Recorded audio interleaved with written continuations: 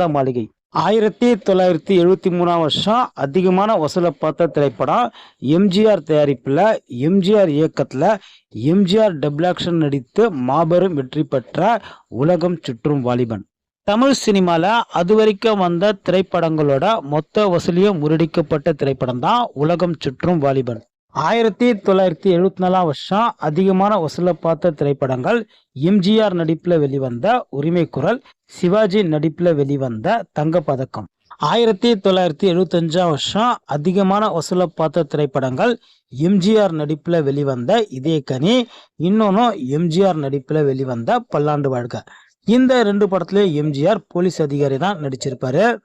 1976 அதிகமான வசூலை பார்த்த திரைப்படங்கள் எம்ஜிஆர் நடிப்புல வெளிவந்த நீதிக்கு தலைவணங்க, சிவகுமார் நடிப்புல வெளிவந்த அன்னக்கிளி திரைப்படம் தான் இளையராஜா இசையமைத்த முதல்